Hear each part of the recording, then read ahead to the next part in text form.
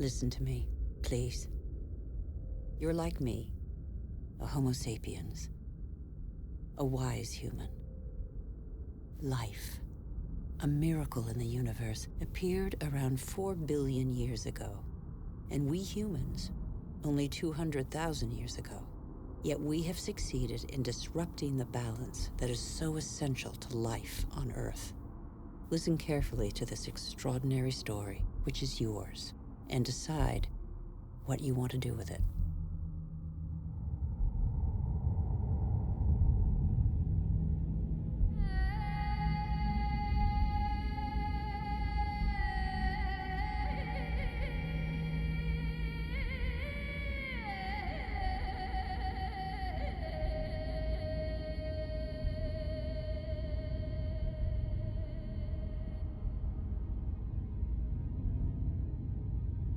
These are traces of our origins. At the beginning, our planet was no more than a chaos of fire, formed in the wake of its star, the Sun.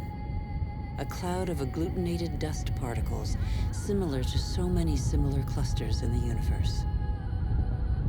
Yet this was where the miracle of life occurred.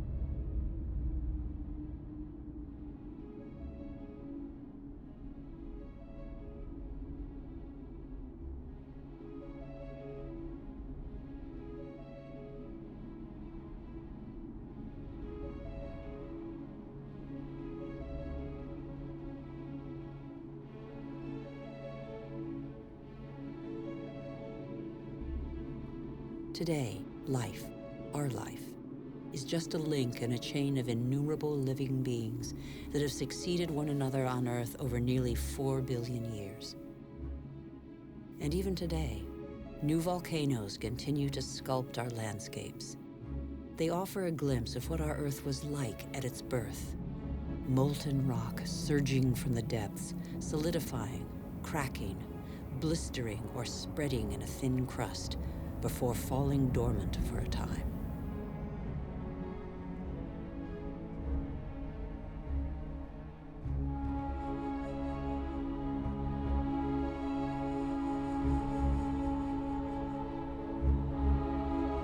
These wreaths of smoke, curling from the bowels of the Earth, bear witness to the Earth's original atmosphere, an atmosphere devoid of oxygen. A dense atmosphere, thick with water vapor, full of carbon dioxide. A furnace.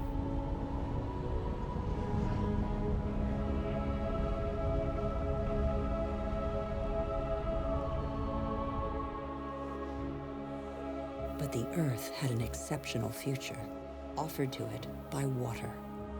At the right distance from the sun, not too far, not too near, the Earth was able to conserve water in liquid form. Water vapor condensed and fell in torrential downpours on Earth, and rivers appeared.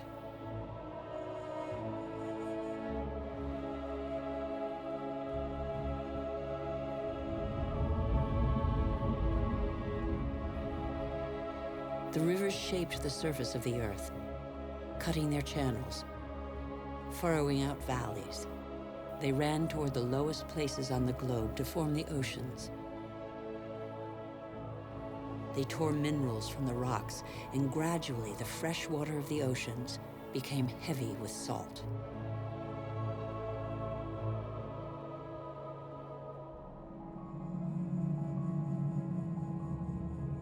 Water is a vital liquid. It irrigated these sterile expanses. The paths it traced are like the veins of a body, the branches of a tree, the vessels of the sap that it brought to the earth.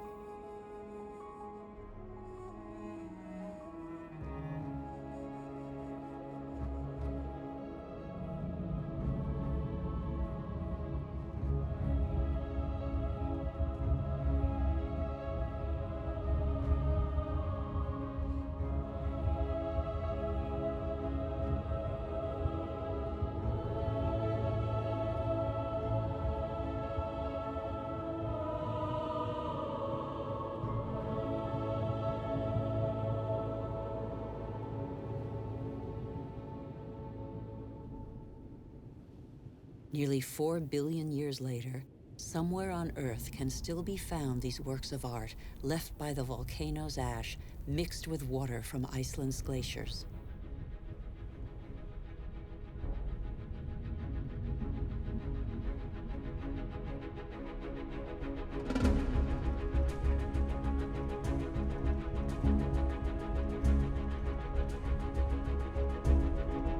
There they are. Matter and water. Water and matter. Soft and hard combined, the crucial alliance shared by every life form on our planet.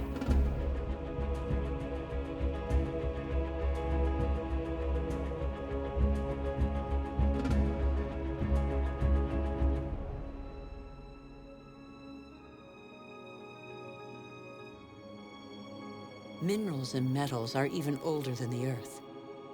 They are stardust. They provide the Earth's colors.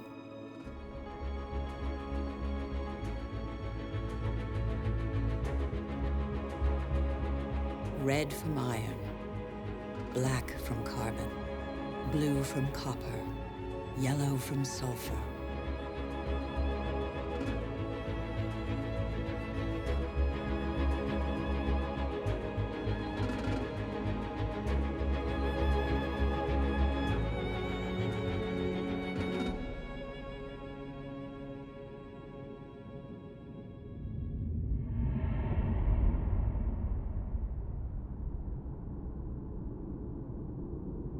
Where do we come from?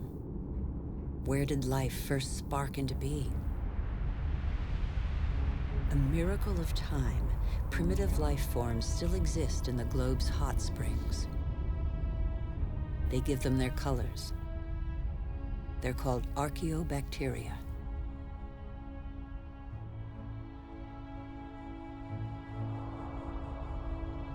They all feed off the Earth's heat, all except the cyanobacteria, or blue-green algae.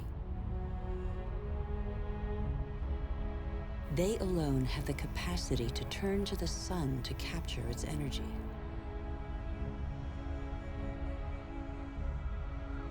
They are a vital ancestor of all yesterday's and today's plant species. These tiny bacteria and their billions of descendants changed the destiny of our planet. They transformed its atmosphere.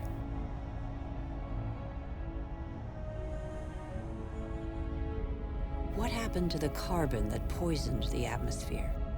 It's still here, imprisoned in the Earth's crust.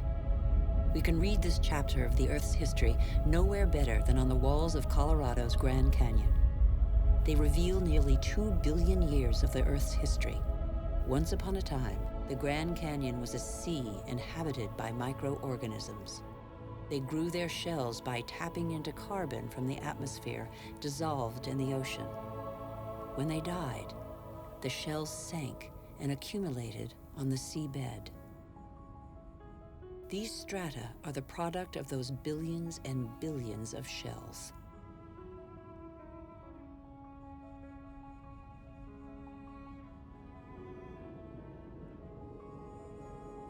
Thanks to them, the carbon drained from the atmosphere and other life forms could develop.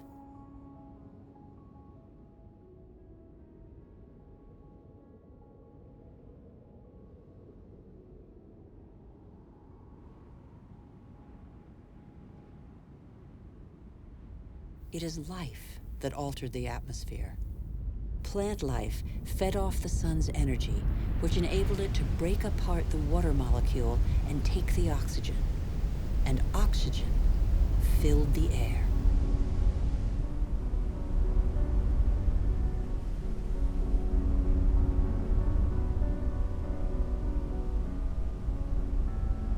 The Earth's water cycle is a process of constant renewal.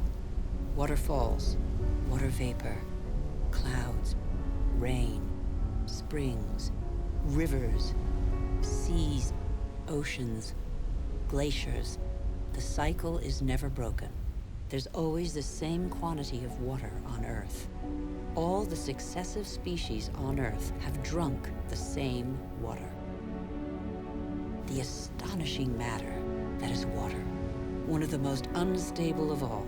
It takes a liquid form as running water, gaseous as vapor, or solid as ice.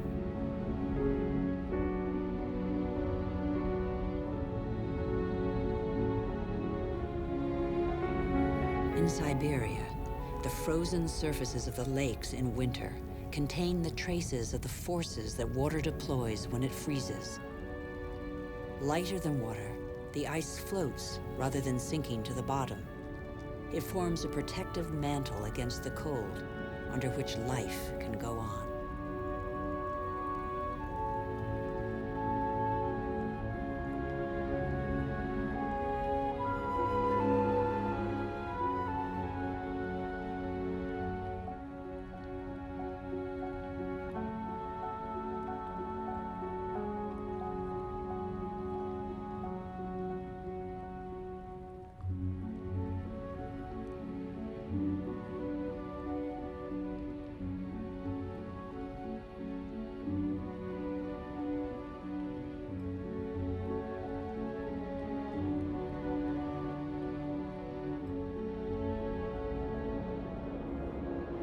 The engine of life is linkage. Everything is linked. Nothing is self-sufficient.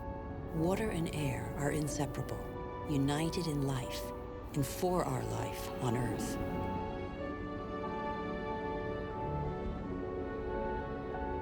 Thus, clouds form over the oceans and bring rain to the land masses, whose rivers carry water back to the oceans. Sharing is everything.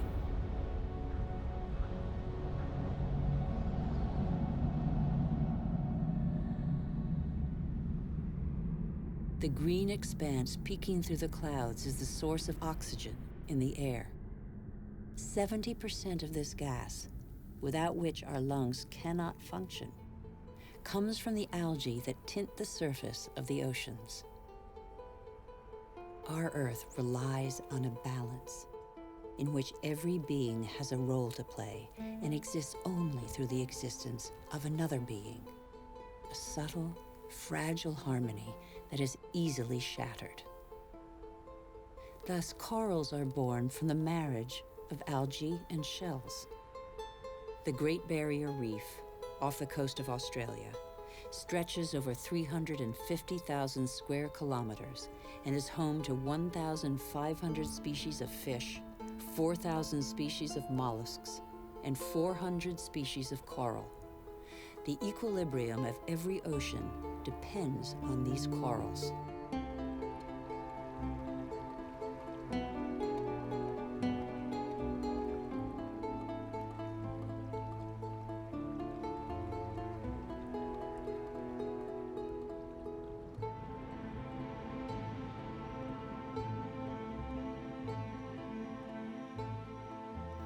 The Earth counts time in billions of years. It took more than 4 billion years for it to make trees. In the chain of species, trees are a pinnacle, a perfect living sculpture. Trees defy gravity. They are the only natural element in perpetual movement toward the sky. They grow unhurriedly toward the sun that nourishes their foliage.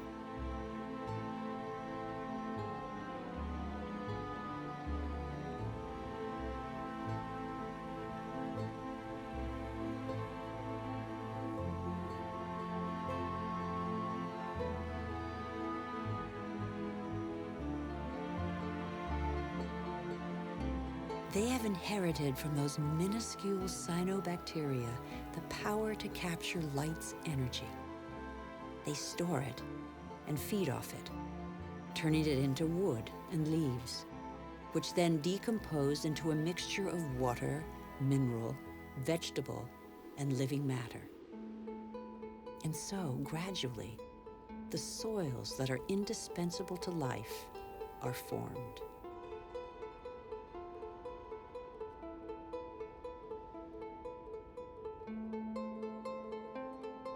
Soils are the factory of biodiversity. They are a world of incessant activity where microorganisms feed, dig, aerate, and transform. They make the humus, the fertile layer to which all life on land is linked.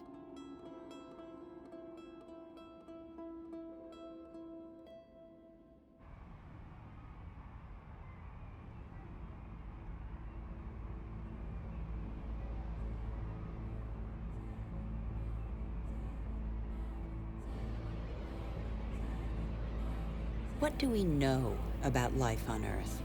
How many species are we aware of? A tenth of them? 100th, perhaps? What do we know about the bonds that link them? The Earth is a miracle. Life remains a mystery.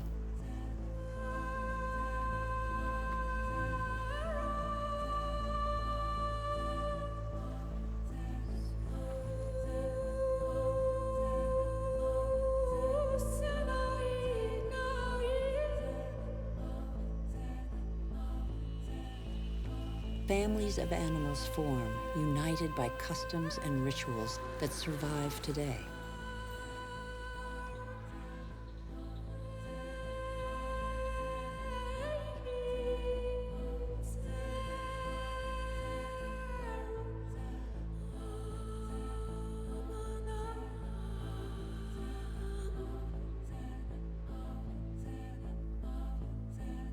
Some adapt to the nature of their pasture, and their pasture adapts to them. And both gain. The animal sates its hunger and the tree can blossom again.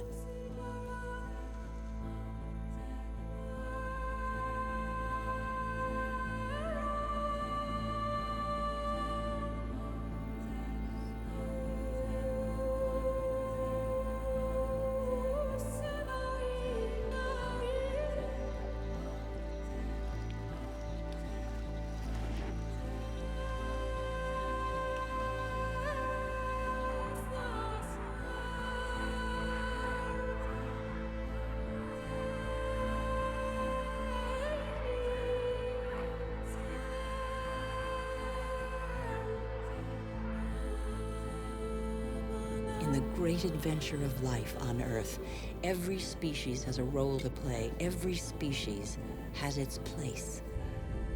None is futile or harmful. They all balance out.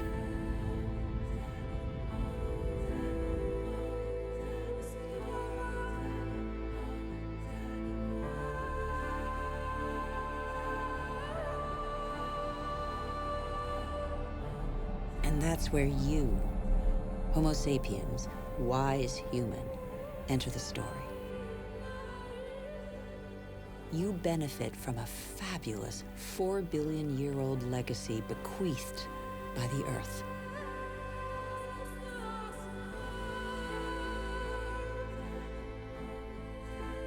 You're only 200,000 years old, but you have changed the face of the world. Despite your vulnerability, you have taken possession of every habitat and conquered swaths of territory like no other species before you.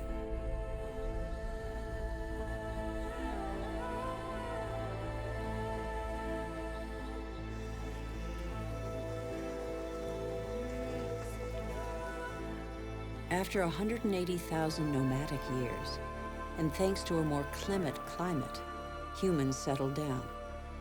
They no longer depended on hunting for survival. They chose to live in wet environments that abounded in fish, game, and wild plants. There where land, water, and life combine.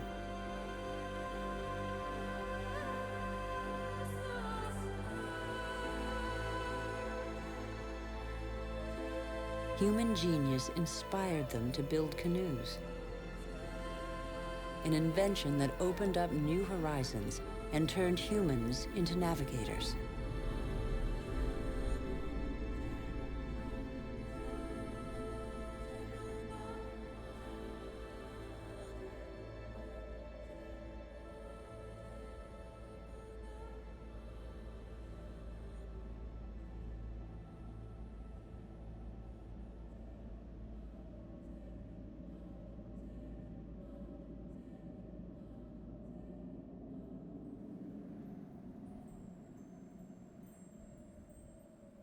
Even today, the majority of humankind lives on the continent's coastlines or the banks of rivers and lakes.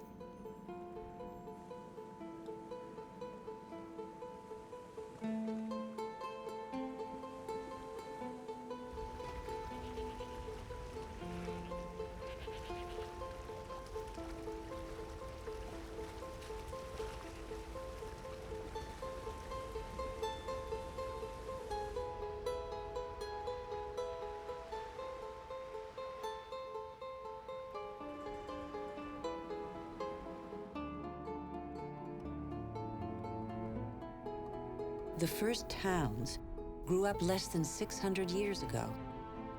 It was a considerable leap in human history. Why towns? Because they allowed humans to defend themselves more easily. They became social beings, meeting and sharing knowledge and crafts, blending their similarities and differences. In a word, they became civilized.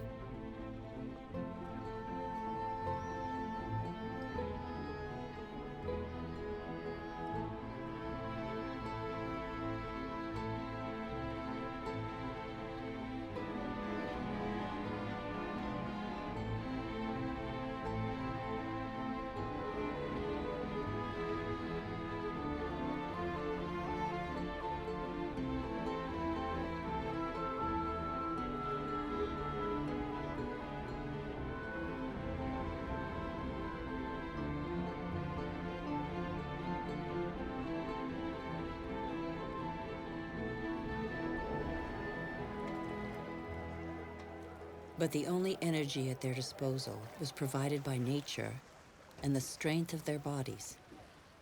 It was the story of humankind for thousands of years. It still is for one person in four, over 1.5 billion human beings, more than the combined population of all the wealthy nations.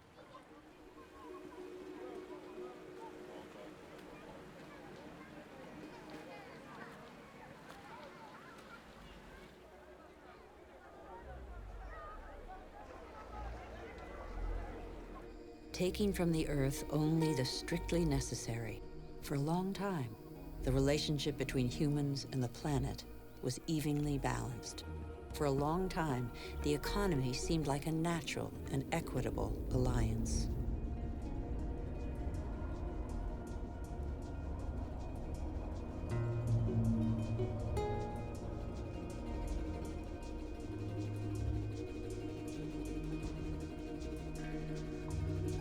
But life expectancy is short, and hard labor takes its toll.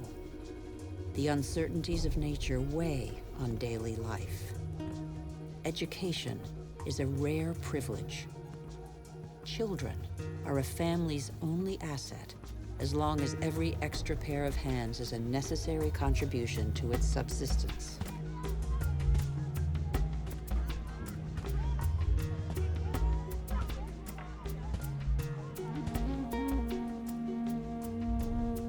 The earth feeds people, clothes them, and provides for their daily needs.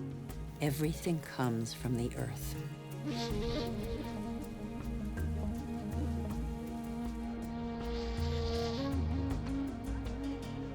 Towns change humanity's nature as well as its destiny. The farmer becomes a craftsman, trader, or peddler.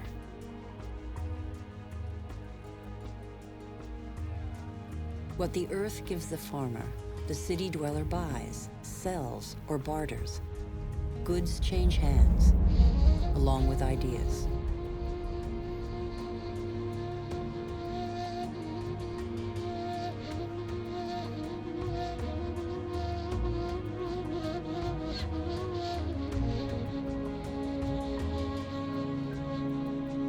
Humanity's genius is to have always had a sense of its weakness.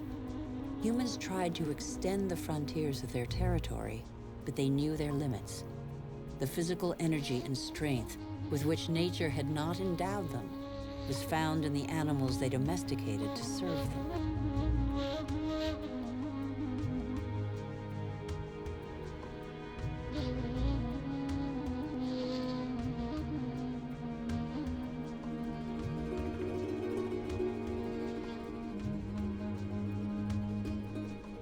But how can you conquer the world on an empty stomach? The invention of agriculture transformed the future of the wild animals scavenging for food that were humankind. Agriculture turned their history on end. Agriculture was their first great revolution. Developed barely 8,000 to 10,000 years ago, it changed their relationship to nature.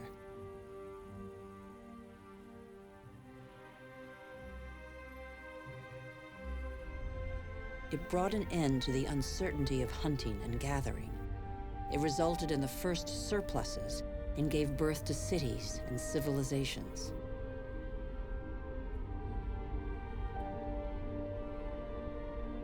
For their agriculture, humans harnessed the energy of animal species and plant life, from which they at last extracted the profits. The memory of thousands of years scrabbling for food faded. They learned to adapt the grains that are the yeast of life to different soils and climates. They learned to increase the yield and multiply the number of varieties.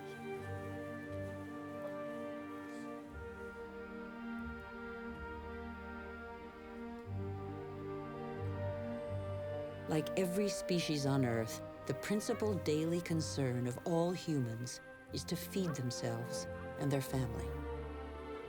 When the soil is less generous and water becomes scarce, humans deploy prodigious efforts to mark a few arid acres with the imprint of their labor.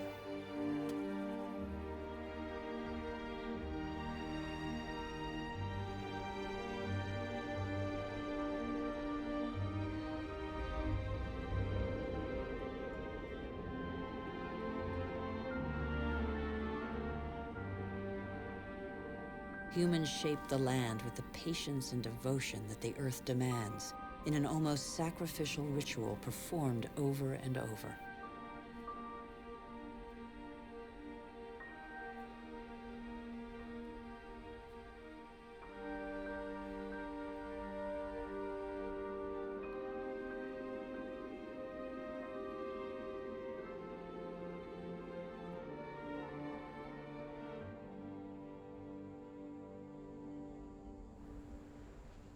Agriculture is still the world's most widespread occupation. Half of humankind tills the soil, over 3/4 of them by hand. Agriculture is like a tradition handed down from generation to generation in sweat, graft, and toil, because for humanity, it is a prerequisite of survival. But after relying on muscle power for so long, humankind found a way to tap into the energy buried deep in the earth. These flames are also from plants, a pocket of sunlight, pure energy, the energy of the sun, captured over millions of years by millions of plants more than 100 million years ago. It's coal, it's gas, and above all, it's oil.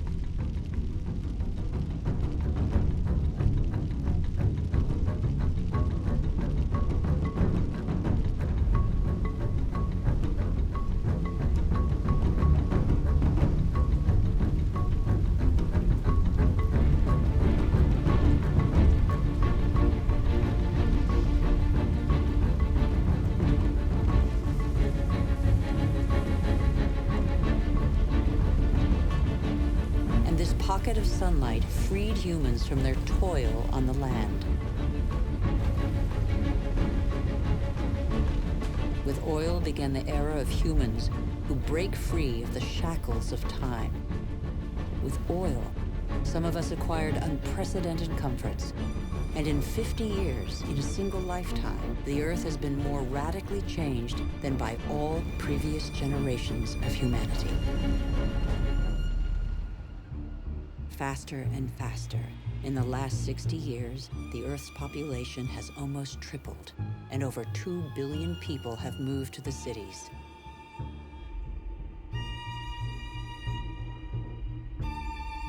Faster and faster.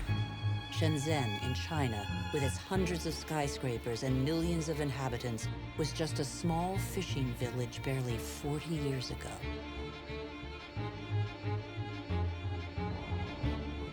Faster and faster. In Shanghai, 3,000 towers and skyscrapers have been built in 20 years.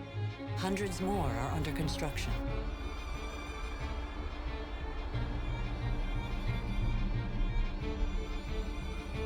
Today, over half of the world's 7 billion inhabitants live in cities.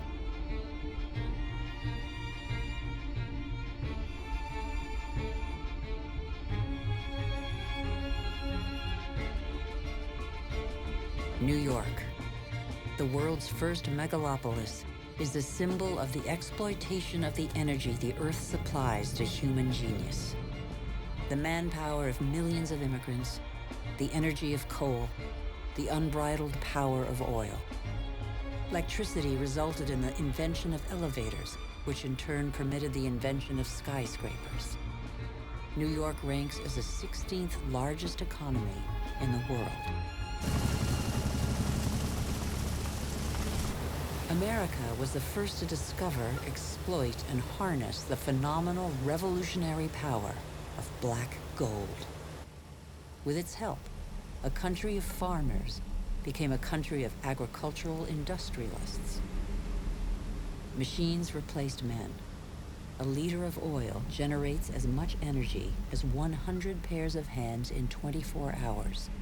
But worldwide, only 3% of farmers have use of a tractor. Nonetheless, their output dominates the planet. In the United States, only 3 million farmers are left. They produce enough grain to feed 2 billion people.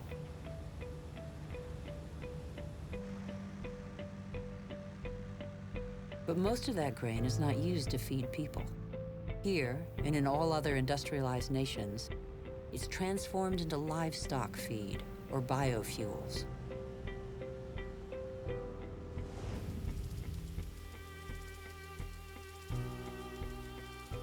The pocket of sunshine's energy chased away the specter of drought that stalked farmland. No spring escapes the demands of agriculture, which accounts for 70% of humanity's water consumption. In nature, everything is linked.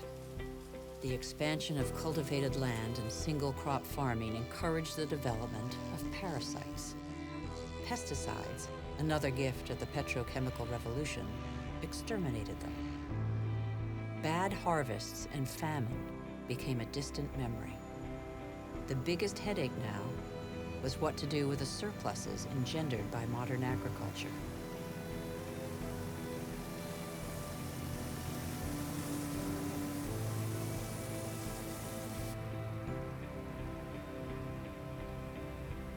But toxic pesticides seeped into the air, soil, plants, animals, rivers, and oceans. They penetrated the heart of cells similar to the mother cell that is shared by all forms of life. Are they harmful to the humans that they released from hunger? These farmers, in their yellow protective suits, probably have a good idea.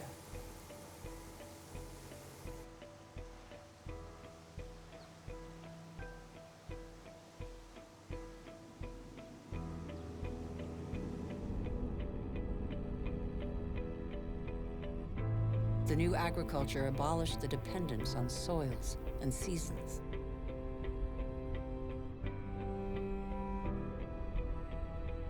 Fertilizers produced unprecedented results on plots of land thus far ignored. Crops adapted to soils and climates gave way to the most productive varieties and the easiest to transport. And so, in the last century, 3/4 of the varieties developed by farmers over thousands of years have been wiped out. As far as the eye can see, fertilizer below, plastic on top, the greenhouses of Almeria in Spain are Europe's vegetable garden. A city of uniformly sized vegetables waits every day for the hundreds of trucks that will take them to the continent's supermarkets. The more a country develops, the more meat its inhabitants consume. How can growing worldwide demand be satisfied without recourse to concentration camp-style cattle farms? Faster and faster, like the life cycle of livestock which may never see a meadow, manufacturing meat faster than the animal has become a daily routine.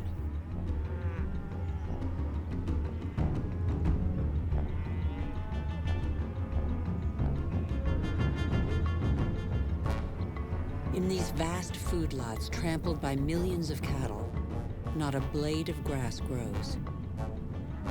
A fleet of trucks from every corner of the country brings in tons of grain, soy meal, and protein-rich granules that will become tons of meat. The result is that it takes 100 liters of water to produce 1 kilogram of potatoes, 4,000 for 1 kilo of rice, and 13,000 for 1 kilo of beef, not to mention the oil guzzled in the production process and transport.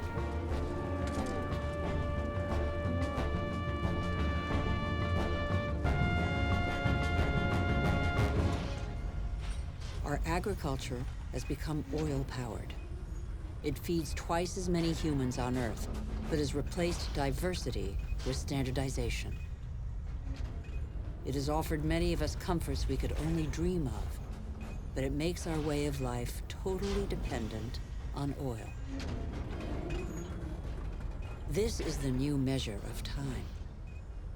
Our world's clock now beats to the rhythm of these indefatigable machines tapping into the pocket of sunlight.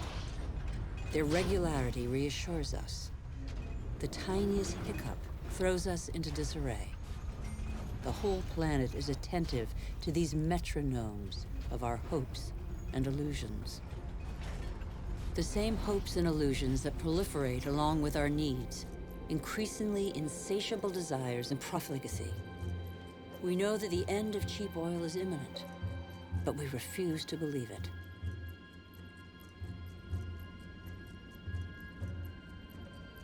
For many of us, the American dream is embodied by a legendary name, Los Angeles.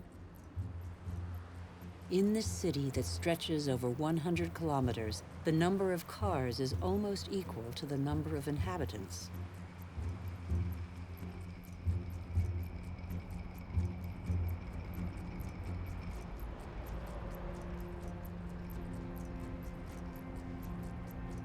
Here, energy puts on a fantastic show every night.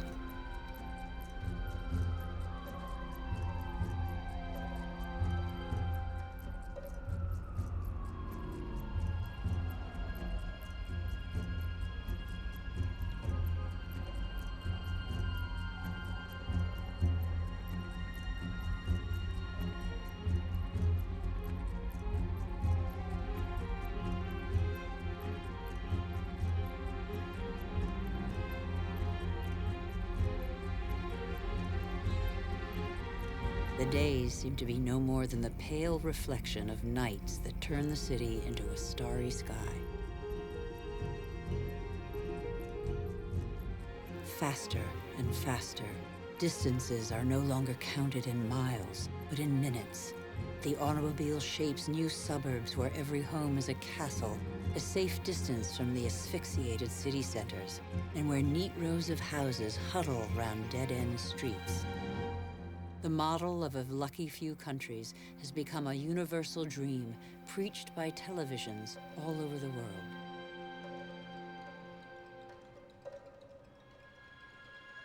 Even here in Beijing, it is cloned, copied, and reproduced in these formatted houses that have wiped pagodas off the map.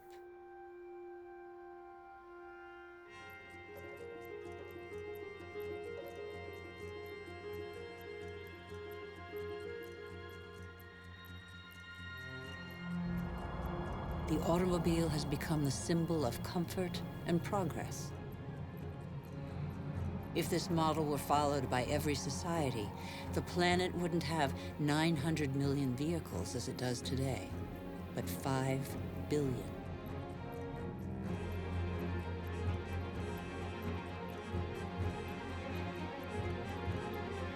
Faster and faster. The more the world develops, the greater its thirst for energy. Everywhere, machines dig, bore, and rip from the Earth the pieces of stars buried in its depths since its creation. Minerals.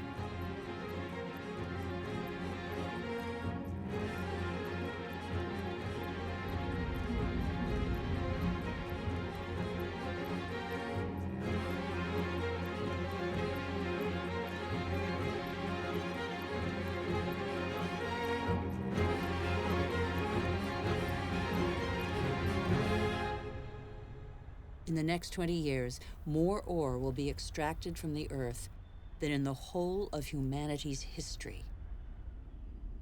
As a privilege of power, 80% of this mineral wealth is consumed by 20% of the world's population.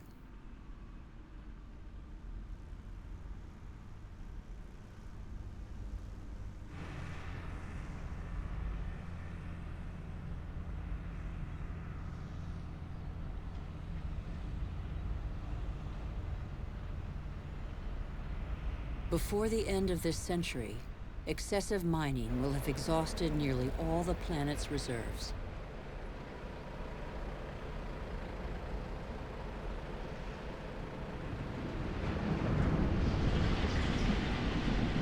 Faster and faster.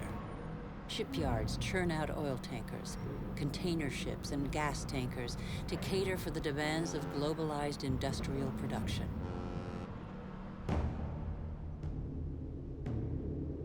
Most consumer goods travel thousands of kilometers from the country of production to the country of consumption. Since 1950, the volume of international trade has increased 20 times over.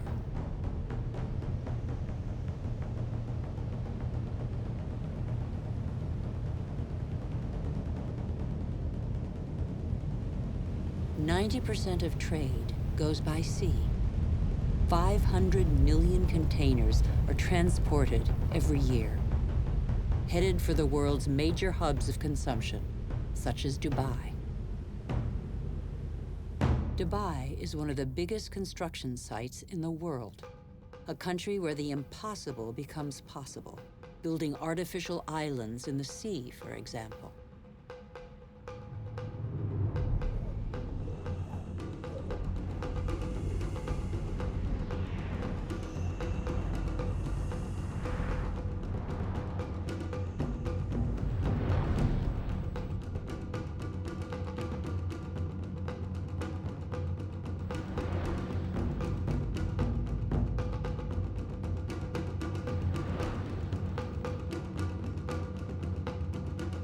Dubai has few natural resources, but with the money from oil, it can bring millions of tons of material and people from all over the world. It can build forests of skyscrapers, each one taller than the last, or even a ski slope in the middle of the desert. Dubai has no farmland, but it can import food. Dubai has no water, but it can afford to expend immense amounts of energy to desalinate seawater and build the highest skyscrapers in the world.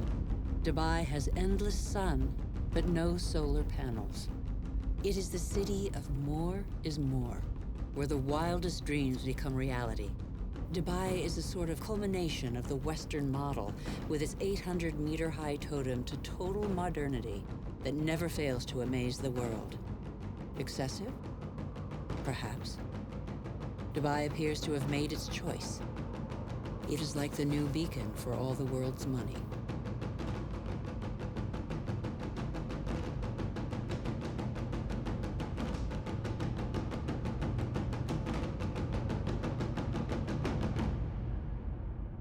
Nothing seems further removed from nature than Dubai, although nothing depends on nature more than Dubai. The city merely follows the model of wealthy nations, we haven't understood that we're depleting what nature provides.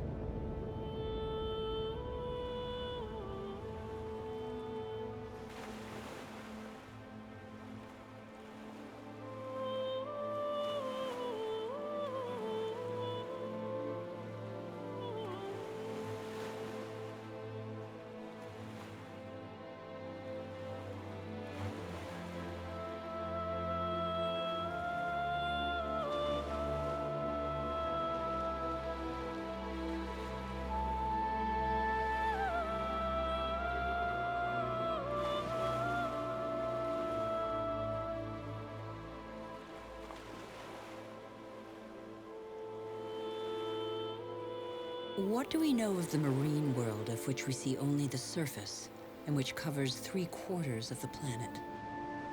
The ocean depths remain a secret. They contain thousands of species whose existence remains a mystery to us.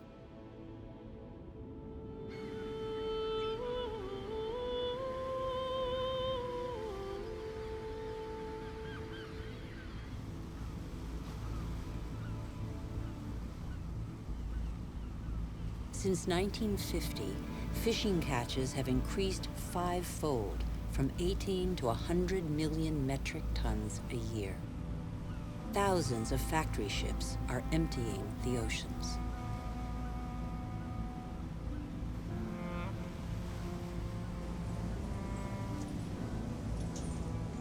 Three-quarters of fishing grounds are exhausted, depleted, or in danger of being so.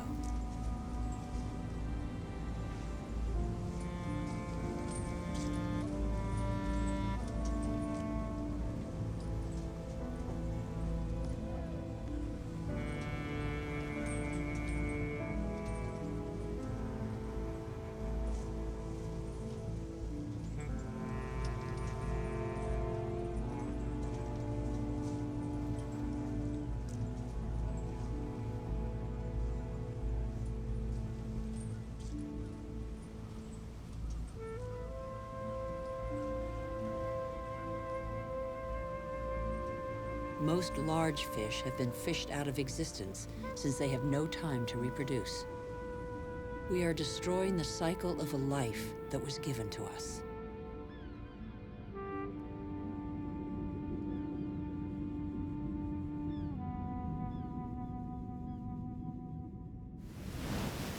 On the coastlines, signs of the exhaustion of stocks abound. First sign, colonies of sea mammals are getting smaller. Made vulnerable by urbanization of the coasts and pollution, they now face a new threat: famine. In their unequal battle against industrial fishing fleets, they can't find enough fish to feed their young.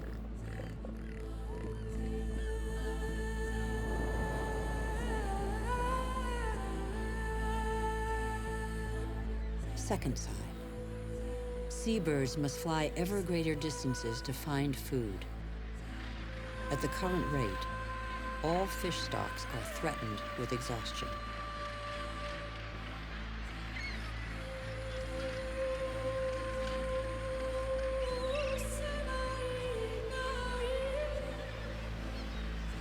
In Dakar, traditional net fishing boomed in the years of plenty, but today, fish stocks are dwindling.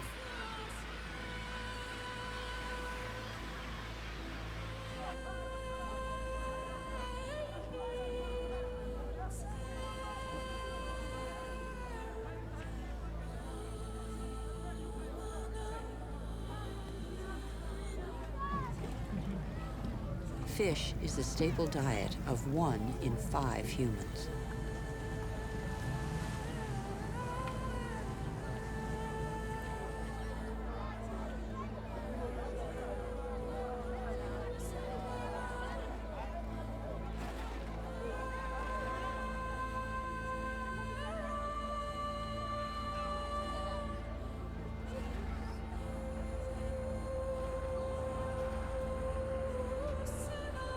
Can we envision the inconceivable? Abandoned boats, seas devoid of fish.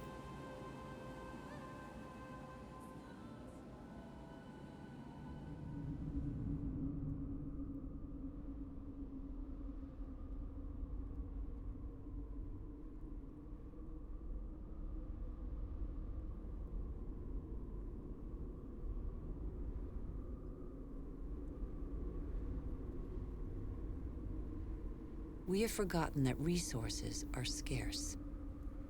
500 million humans live in the world's desert lands, more than the combined population of Europe. They know the value of water. They know how to use it sparingly. Here, they depend on wells replenished by fossil water, which accumulated underground in the days when it rained on these deserts, 25,000 years ago.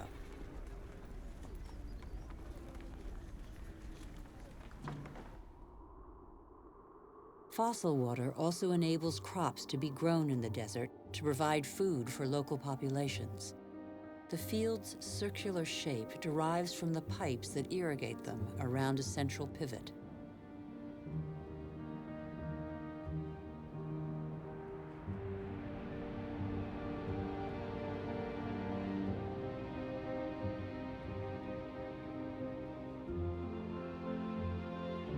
But there is a heavy price to pay.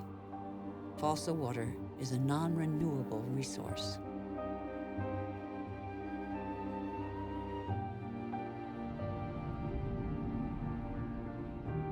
In Saudi Arabia, the dream of industrial farming in the desert has faded.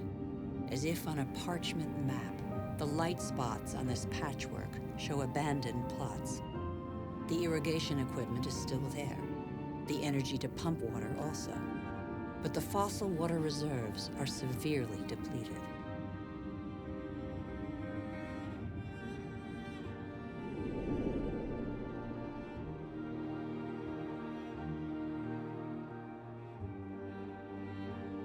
Israel turned the desert into arable land. Even though these hothouses are now irrigated drop by drop, water consumption continues to increase along with exports.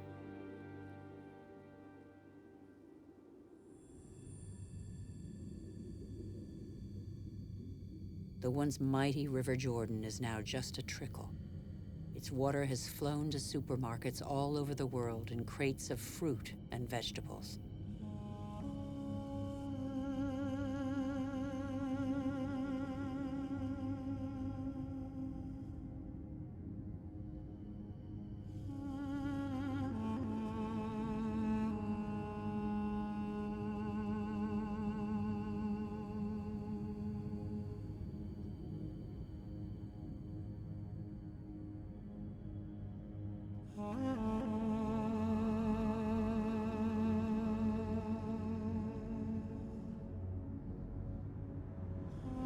The Jordan's fate is not unique.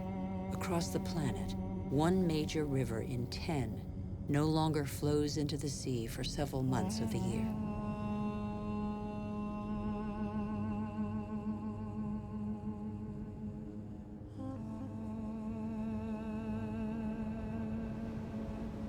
The Dead Sea derives its name from its incredibly high salinity that makes all life impossible.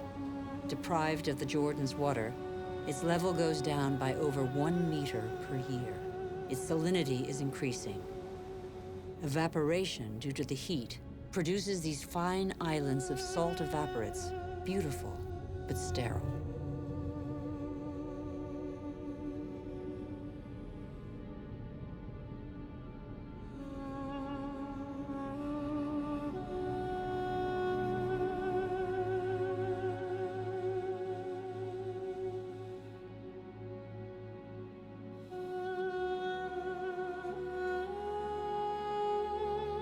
In Rajasthan, India, Udaipur is a miracle of water. The city was made possible by a system of dams and channels that created an artificial lake.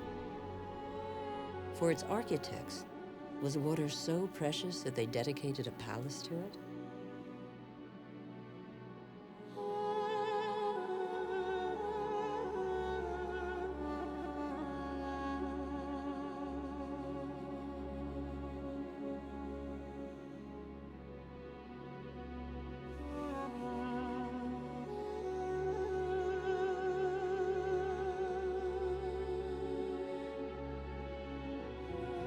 India risks being the country that suffers most from the lack of water in the coming century.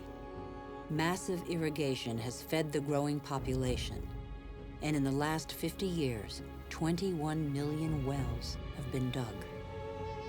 The victory over famine has a downside, however. In many parts of the country, the drill has to sink ever deeper to hit water. In western India, 30% of wells have been abandoned.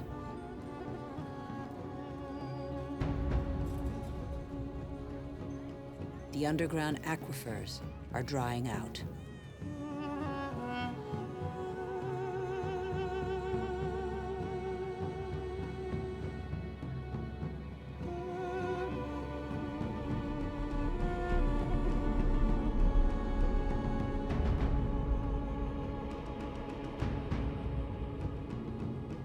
Vast reservoirs will catch the monsoon rains to replenish the aquifers.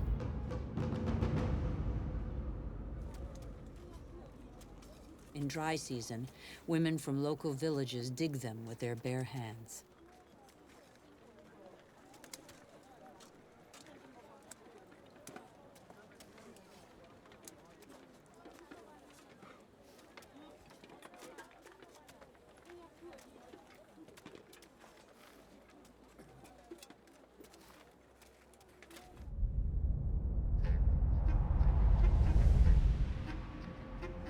Thousands of kilometers away, 800 to 1,000 liters of water are consumed per person per day. Las Vegas was built out of the desert. Millions of people live there. Thousands more arrive every month. The inhabitants of Las Vegas are among the biggest consumers of water in the world.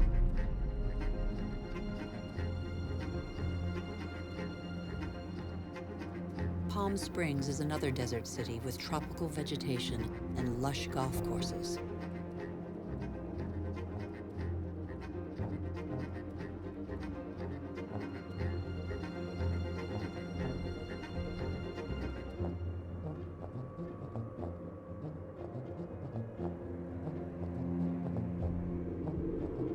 How long can this mirage continue to prosper?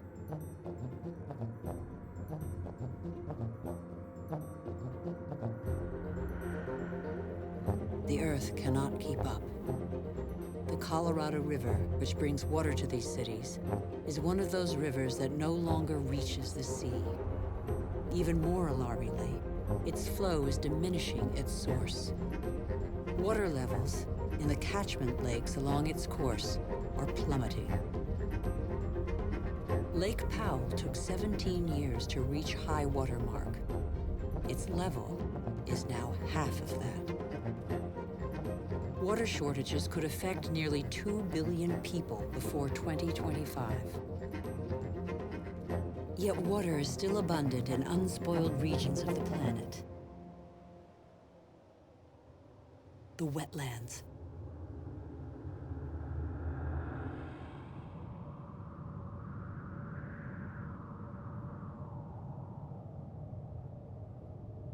These wetlands are crucial to all life on Earth. They represent 6% of the planet. Marshes are sponges that regulate the flow of water. They absorb it in the wet season and release it in the dry season.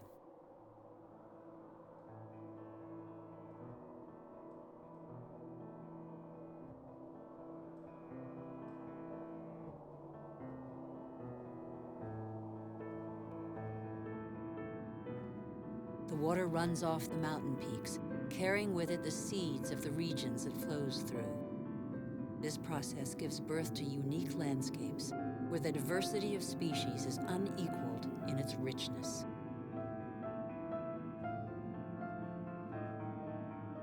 Under the calm water lies a veritable factory where this ultimately linked richness and diversity patiently filters the water and digests all the pollution.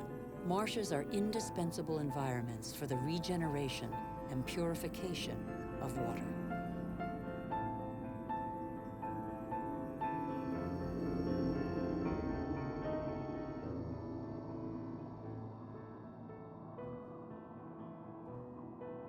These wetlands were always seen as unhealthy expanses, unfit for human habitation. In our race to conquer more land, We have reclaimed them as pasture for our livestock, or as land for agriculture or building.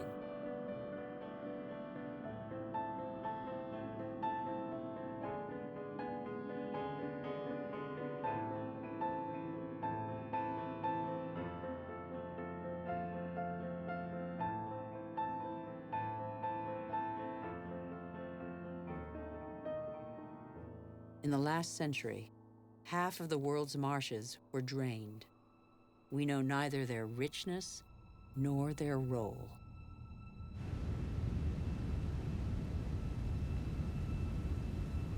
All living matter is linked. Water, air, soil, trees. The world's magic is right in front of our eyes.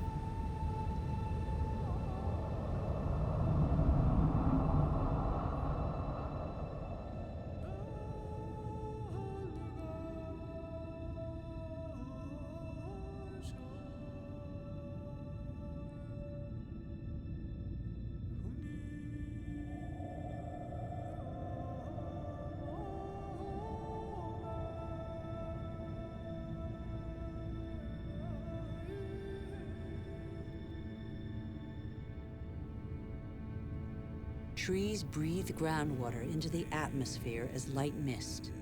They form a canopy that alleviates the impact of heavy rains and protects the soil from erosion. The forests provide the humidity that is necessary for life. They are the mother and father of rain. The forests store carbon. They contain more than all the Earth's atmosphere. They are the cornerstone of the climactic balance on which we all depend.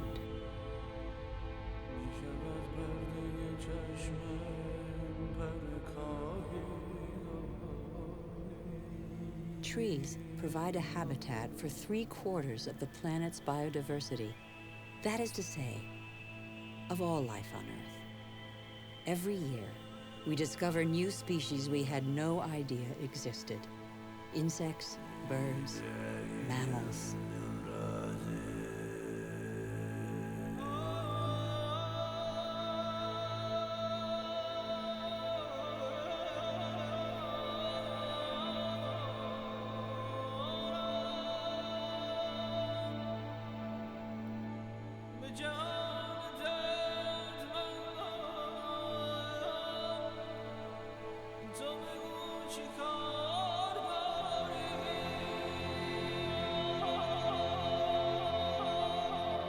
These forests provide the remedies that cure us. The substances secreted by these plants can be recognized by our bodies. Our cells talk the same language. We are of the same family.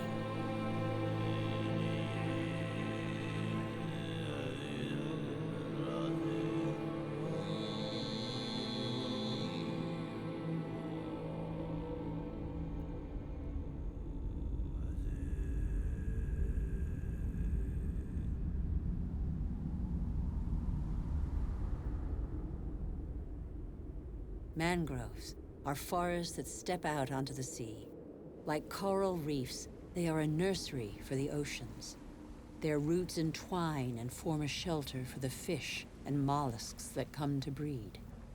Mangroves protect the coast from hurricanes, tidal waves, and erosion by the sea. Whole peoples depend on them. Yet, they were reduced by half during the 20th century. One of the reasons for the ongoing disaster is these shrimp farms installed on the mangrove's rich waters. Ventilators aerate pools full of antibiotics to prevent the asphyxiation of the shrimps, not that of the mangroves.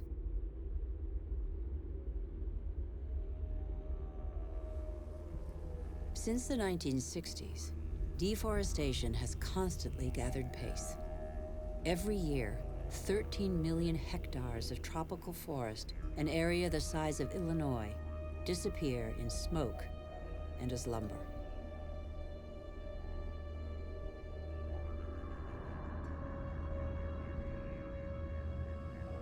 The world's largest rainforest, the Amazon, has already been reduced by 20%.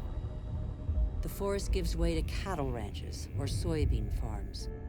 95% of these soybeans are used to feed livestock and poultry in Europe and Asia.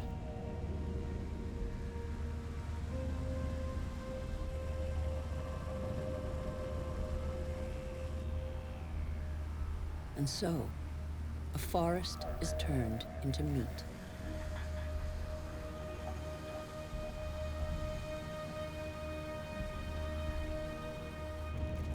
When they burn, forests and their soils release huge quantities of carbon, accounting for 20% of the greenhouse gases emitted across the globe.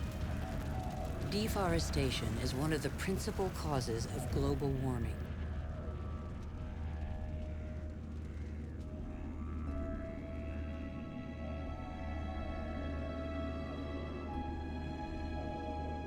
Thousands of species disappear forever. With them, one of the links in a long chain of evolution snaps. The intelligence of the living matter from which they came is lost forever.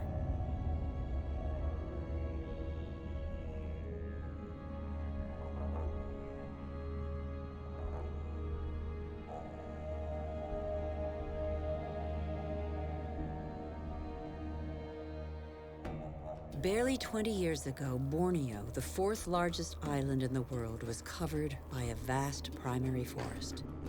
At the current rate of deforestation, it will have totally disappeared within 10 years. Living matter bonds water, air, earth, and the sun. In Borneo, this bond has been broken in what was one of the Earth's greatest reservoirs of biodiversity.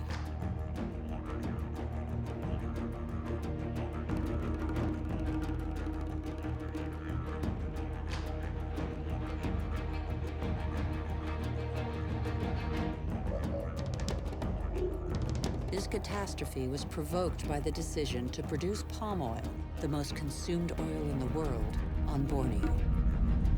Palm oil not only caters to our growing demand for food, but also cosmetics, detergents, and increasingly, alternative fuels. The forest diversity was replaced by a single species, the oil palm. Monoculture is easy, productive, and rapid. For local people, it provides employment. It is an agricultural industry.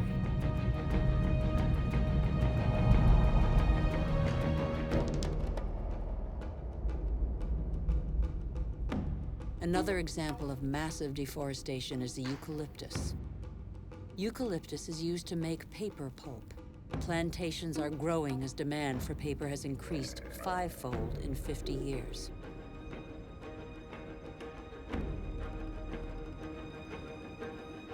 Monocultures of trees are gaining ground all over the world. But a monoculture is not a forest. By definition, there is little diversity. One forest does not replace another forest. At the foot of these eucalyptus trees, nothing grows because their leaves form a bed that is toxic for most other plants. They grow quickly, but exhaust water reserves.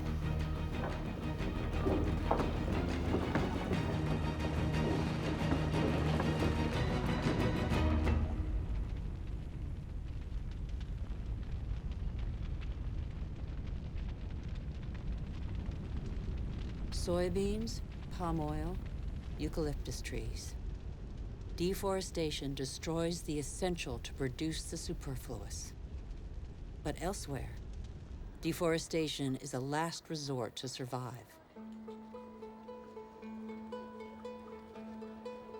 Over 2 billion people, almost a third of the world's population, still depend on charcoal.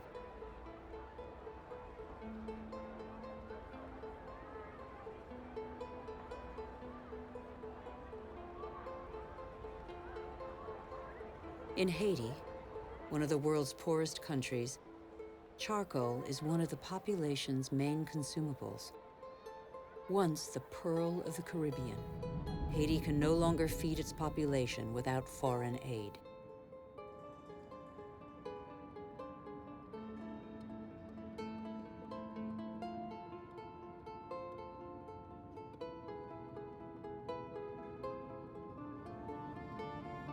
On the hills of Haiti, only 2% of the forests are left. Stripped bare, the soil no longer absorbs the rainwater. With no vegetation and no roots to reinforce them, nothing holds the soils back. The rainwater washes them down the hillsides as far as the sea. Erosion impoverishes the quality of the soils, reducing their suitability for agriculture. In some parts of Madagascar, the erosion is spectacular. Whole hillsides bear deep gashes hundreds of meters wide.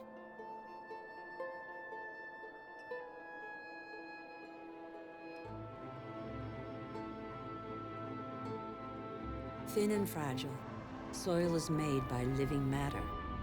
With erosion, the fine layer of humus, which took thousands of years to form, disappears.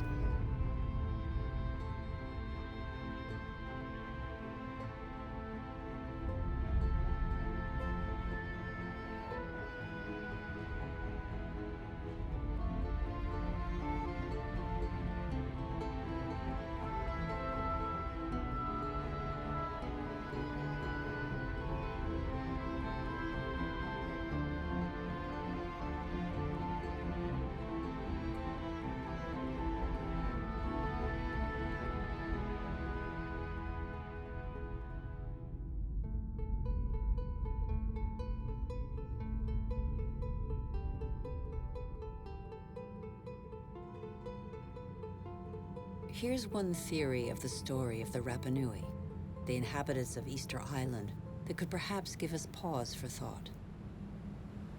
Living on the most isolated island in the world, the Rapa Nui exploited their resources until there was nothing left. Their civilization did not survive. On these lands stood the highest palm trees in the world. They have disappeared. The Rapa Nui chopped them all down for lumber. They then had to face widespread soil erosion. The Rapa Nui could no longer go fishing. There were no trees to build canoes. And yet the Rapa Nui formed one of the most brilliant civilizations in the Pacific. Innovative farmers, sculptors, exceptional navigators. They were caught in the vice of overpopulation and dwindling resources. They experienced social unrest, revolts, and famine. Many did not survive the cataclysm.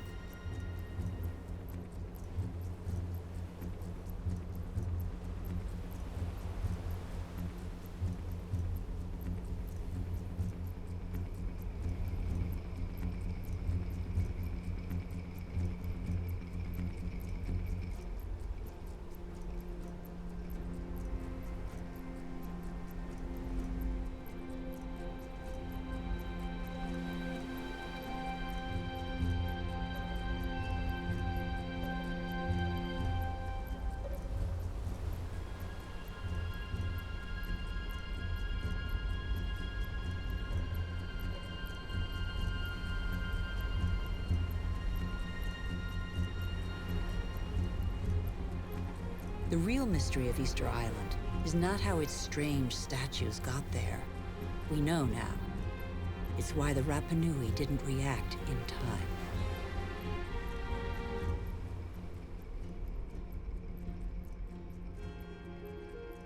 It's only one of a number of theories, but it has particular relevance to us today.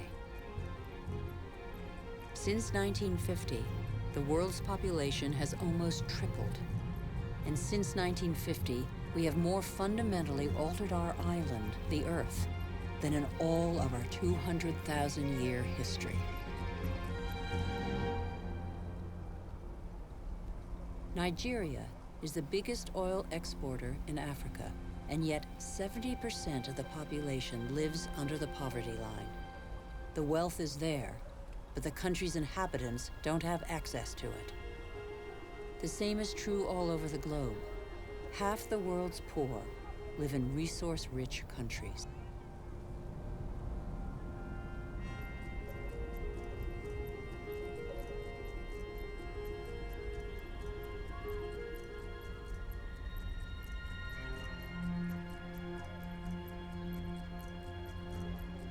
locomotive development has not fulfilled its promises.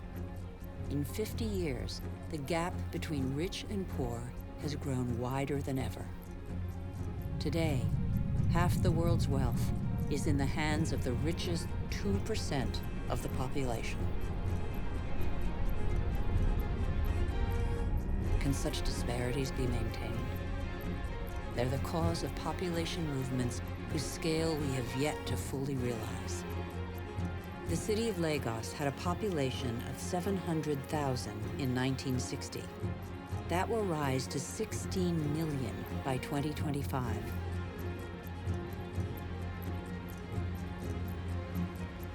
Lagos is one of the fastest growing megalopolises in the world.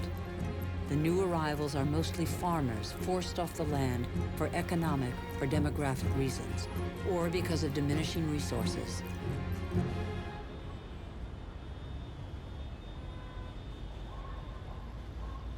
This is a radically new type of urban growth driven by the urge to survive rather than to prosper. Every week, over 1 million people swell the populations of the world's cities.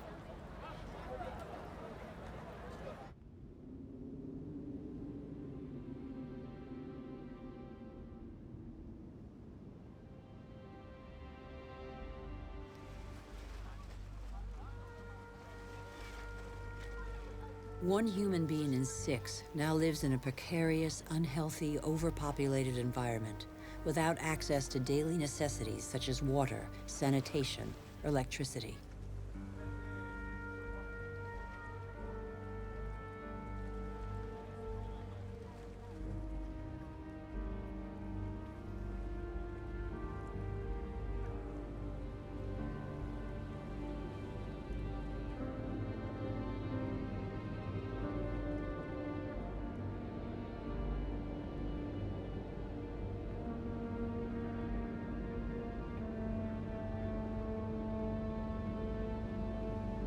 Hunger is spreading once more. It affects nearly 1 billion people.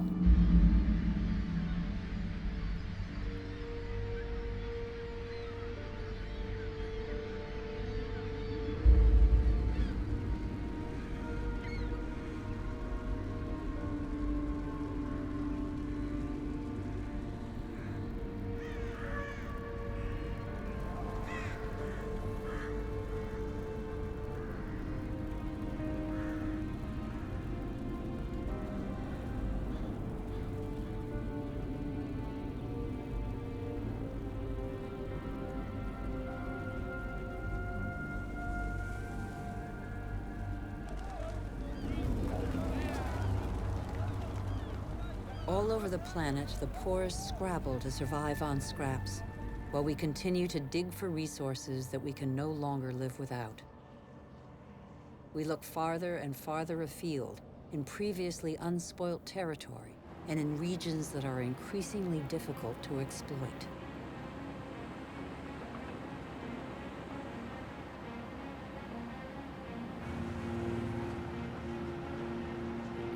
We're not changing our model. Oil might run out. We can still extract oil from the tar sands of Canada. The biggest trucks in the world move thousands of tons of sand. The process of heating and separating bitumen from the sand requires millions of cubic meters of water. Colossal amounts of energy are needed. The pollution is catastrophic. The most urgent priority, apparently, is to pick every pocket of sunlight.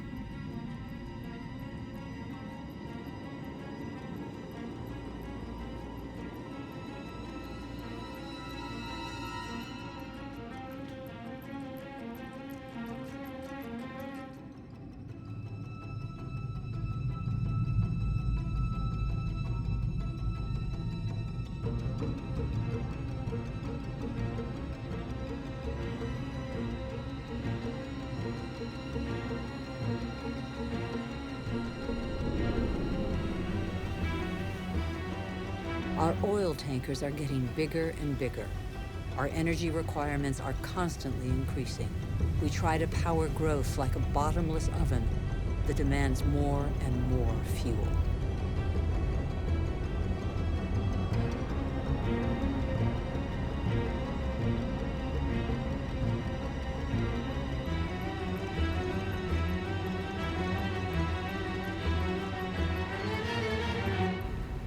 It's all about carbon.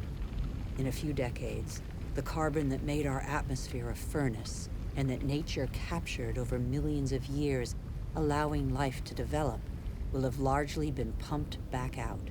The atmosphere is heating up. It would have been inconceivable for a boat to be here just a few years ago. Transport, industry, deforestation, agriculture. Our activities release gigantic quantities of carbon dioxide. Without realizing it, molecule by molecule, we have upset the Earth's climatic balance.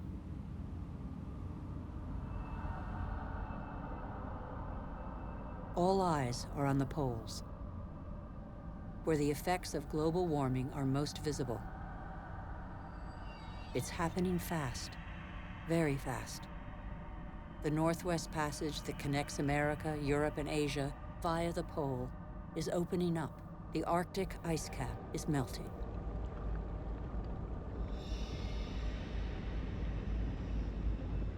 Under the effect of global warming, the ice cap has lost 40% of its thickness in 40 years.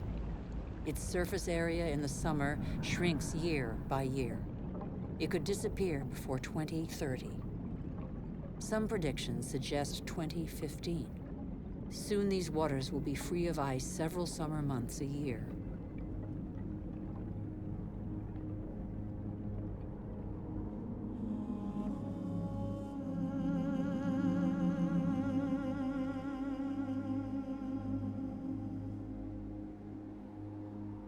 The sunbeams that the ice sheet previously reflected back now penetrate the dark water, heating it up. The warming process gathers pace.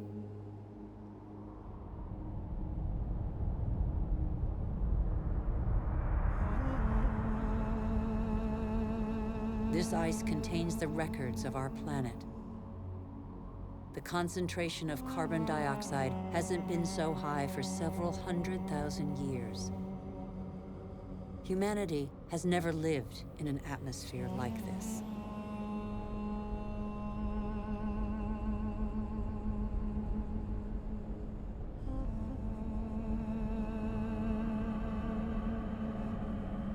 Is excessive exploitation of our resources threatening the lives of every species? Climate change accentuates the threat. By 2050, a quarter of the Earth's species could be threatened with extinction. In these polar regions, the balance of nature has already been disrupted.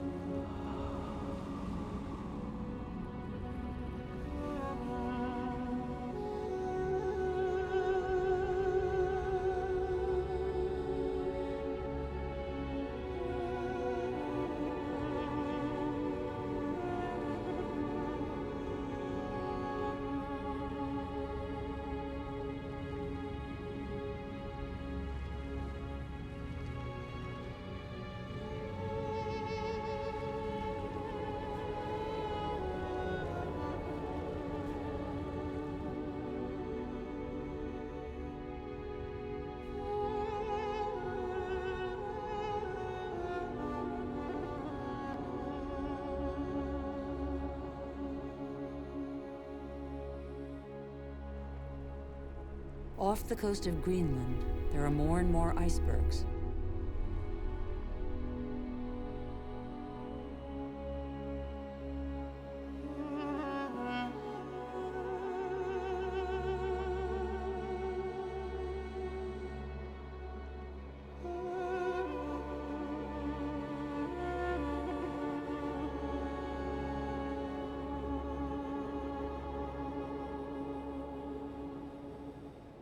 Around the North Pole, the ice cap has lost 30% of its surface area in 30 years. But as Greenland rapidly becomes warmer, the fresh water of a whole continent flows into the salt water of the oceans. Greenland's ice contains 20% of the fresh water of the whole planet. If it melts, sea levels will rise by nearly 7 meters.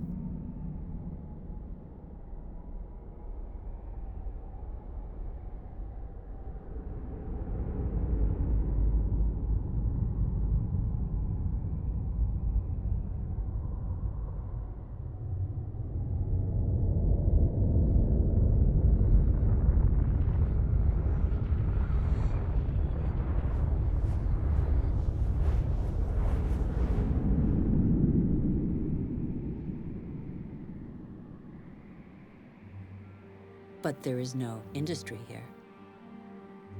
Greenland's ice sheet suffers from greenhouse gases emitted elsewhere on Earth. Our ecosystem doesn't have borders.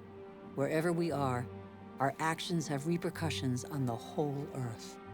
The atmosphere of our planet is an indivisible whole. It is an asset we share. On Greenland's surface, lakes are appearing on the landscape. The ice cap has begun to melt at a speed that even the most pessimistic scientists did not envision 10 years ago.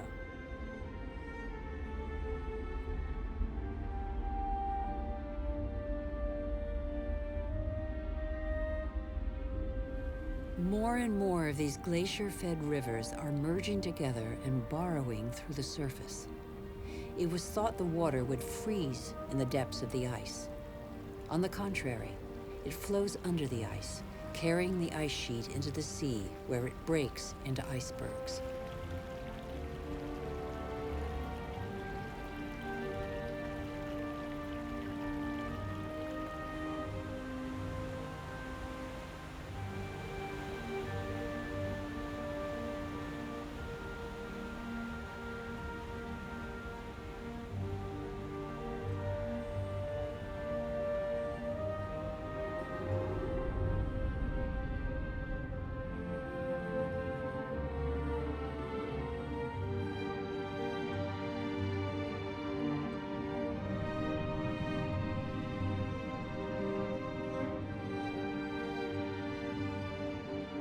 As the fresh water of Greenland's ice sheet gradually seeps into the salt water of the oceans, low-lying lands around the globe are threatened.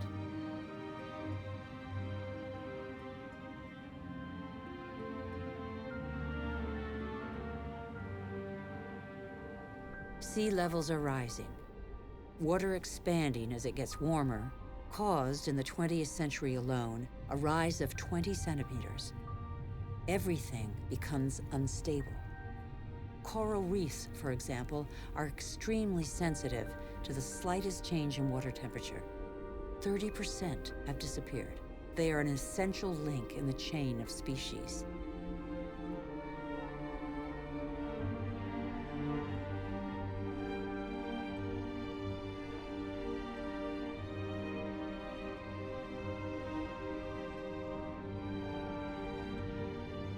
In the atmosphere, the major wind streams are changing direction.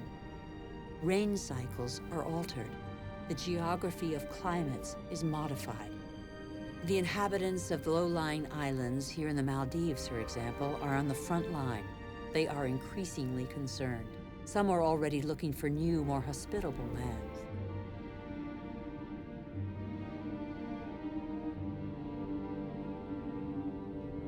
If sea levels continue to rise faster and faster, what will major cities like Tokyo, the world's most populous city, do? Every year, scientists' predictions become more and more alarming. 70% of the world's population lives on coastal plains. 11 of the 15 biggest cities stand on a coastline or river estuary. As the seas rise, salt will invade the water table, depriving inhabitants of drinking water.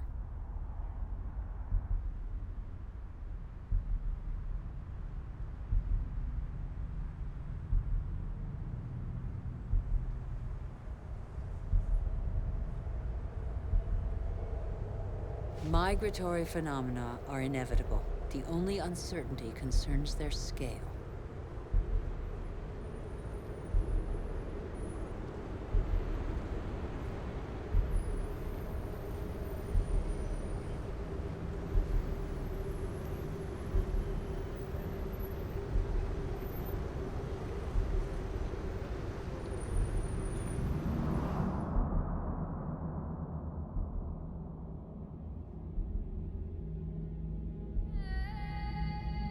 In Africa, Mount Kilimanjaro is unrecognizable.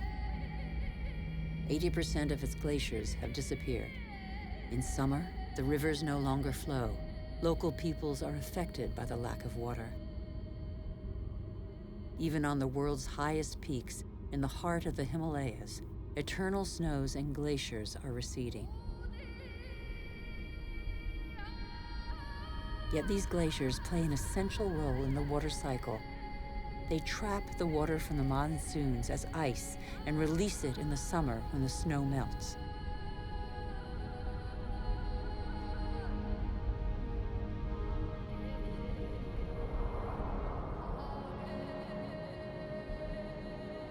The glaciers of the Himalayas are the source of all the great Asian rivers, the Indus, Ganges, Mekong, Yangtze Kiang. 2 billion people depend on them for drinking water and to irrigate their crops, as in Bangladesh.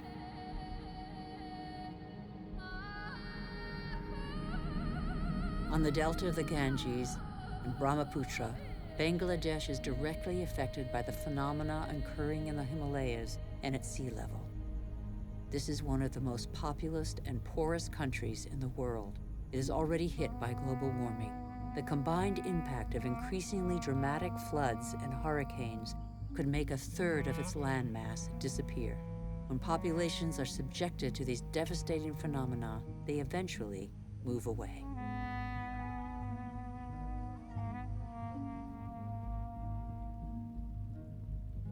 Wealthy countries will not be spared. Droughts are occurring all over the planet. In Australia, half of farmland is already affected.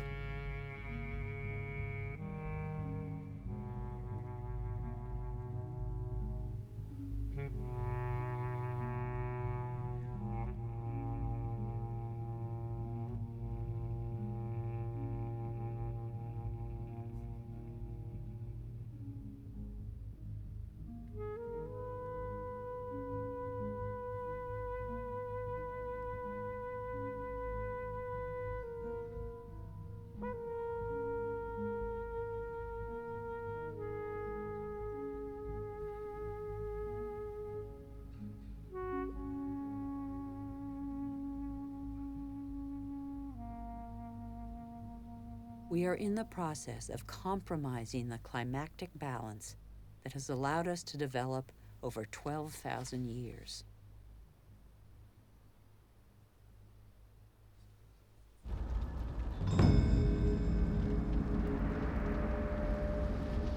More and more wildfires encroach on major cities. In turn, they exacerbate global warming. As the trees burn, they release carbon dioxide. The system that controls our climate has been severely disrupted. The elements on which it relies have been disrupted.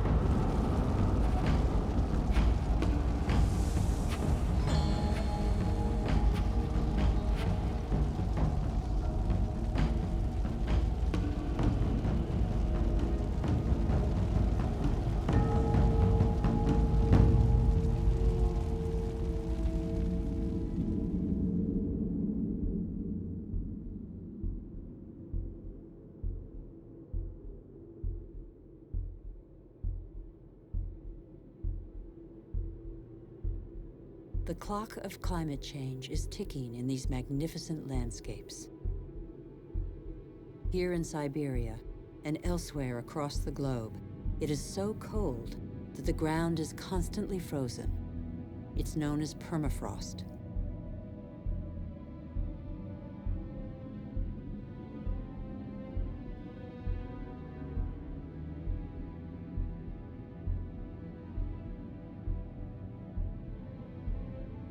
Under its surface lies a climactic time bomb, methane, a greenhouse gas 20 times more powerful than carbon dioxide. If the permafrost melts, the methane released would cause the greenhouse effect to race out of control with consequences no one can predict. We would literally be in unknown territory.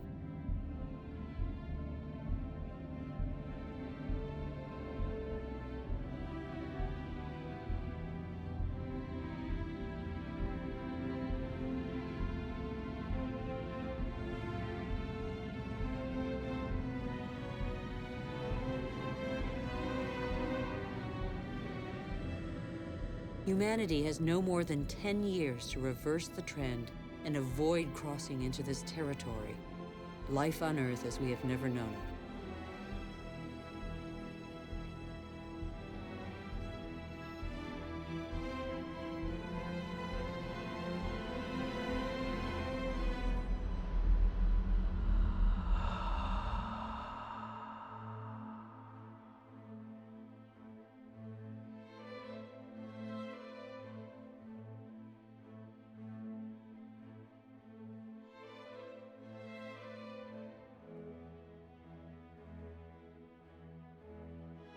We have created phenomena we cannot control.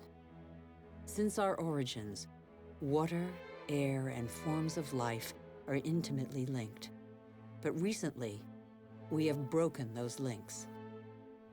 Let's face the facts. We must believe what we know.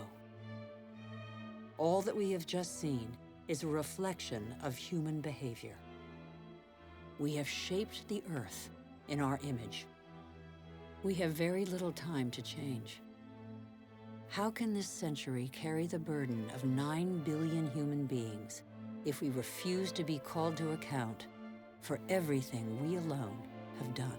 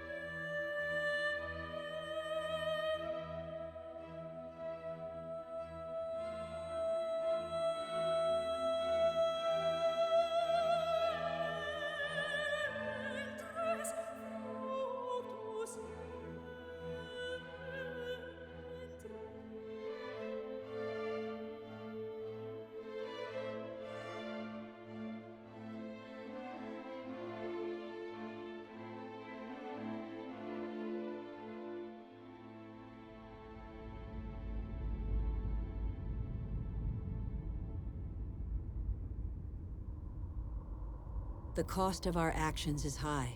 Others pay the price without having been actively involved. I have seen refugee camps as big as cities, sprawling in the desert. How many men, women, and children will be left by the wayside tomorrow? Must we always build walls to break the chain of human solidarity, separate peoples, and protect the happiness of some from the misery of others? It's too late to be a pessimist. I know that a single human can knock down every wall. It's too late to be a pessimist. Worldwide, 4 children out of 5 attend school. Never has learning been given to so many human beings. Everyone, from richest to poorest, can make a contribution. Lesotho, one of the world's poorest countries, is proportionally the one that invests most in its people's education. Qatar, one of the world's richest states, has opened its doors to the best universities. Culture, education, research, and innovation are inexhaustible resources. In the face of misery and suffering, millions of NGOs prove that solidarity between peoples is stronger than the selfishness of nations. In Bangladesh, a man thought the unthinkable and founded a bank that lends only to the poor. In barely 30 years, it has changed the lives of 150 million people around the world. Antarctica is a continent with immense natural resources that no country can claim for itself, a natural reserve devoted to peace and science. A treaty signed by 49 states has made it a treasure shared by all humanity. It's too late to be a pessimist. Governments have acted to protect nearly 2% of the world's territorial waters. It's not much, but it's 2 times more than 10 years ago. The first natural parks were created just over a century ago. They cover over 13% of the continents. They create spaces where human activity is in step with the preservation of species, soils, and landscapes. This harmony between humans and nature can become the rule, no longer the exception. In the United States, New York has realized that nature does for us. These forests and lakes supply all the drinking water the city needs.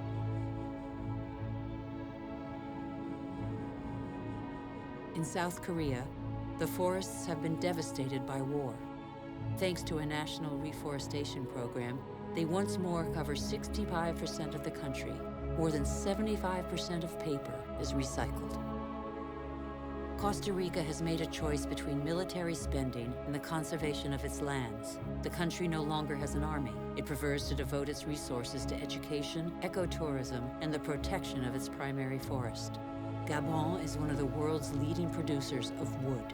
It enforces selective logging, not more than 1 tree every hectare. Its forests are one of the country's most important economic resources, but they have the time to regenerate. Programs exist that guarantee sustainable forest management. They must become mandatory.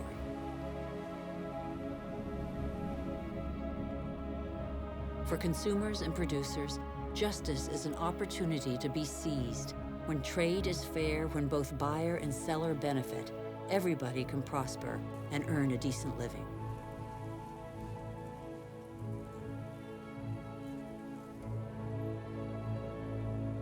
How can there be justice and equity between people whose only tools are their hands and those who harvest their crops with a machine and state subsidies?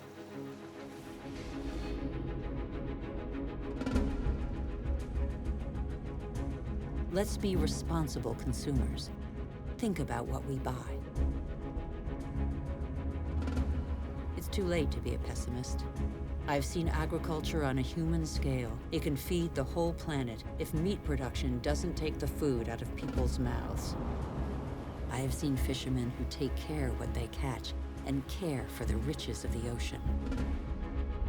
I have seen houses producing their own energy. 5,000 people live in the world's first ever eco-friendly district in Freiburg, Germany. Other cities partner the project. Mumbai is the 1,000th to join them. The governments of New Zealand, Iceland, Austria, Sweden, and other nations have made the development of renewable energy sources a top priority. I know that 80% of the energy we consume comes from fossil energy sources. Every week, 2 new coal-fired generating plants are built in China alone. But I have also seen, in Denmark, a prototype of a coal-fired plant that releases its carbon into the soil rather than the air. A solution for the future? Nobody knows yet. I have seen in Iceland an electricity plant powered by the Earth's heat, geothermal power. I have seen a sea snake lying on the swell to absorb the energy of the waves and produce electricity.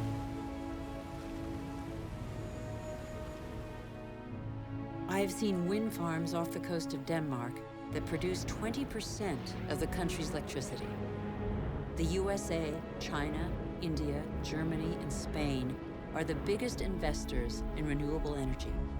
They have already created over 2.5 million jobs. Where on earth doesn't the wind blow? I have seen desert expanses baking in the sun.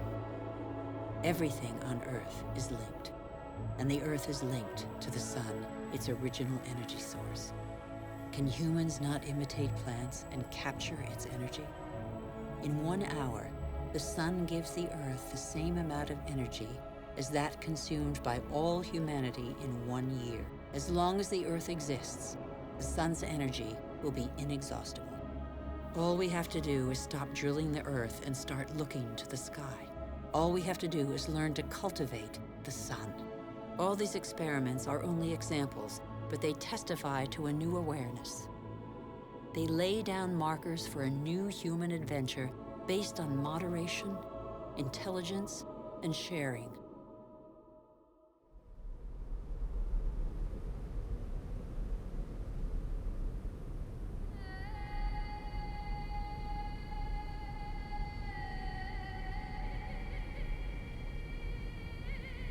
It's time to come together. What's important is not what's gone, but what remains.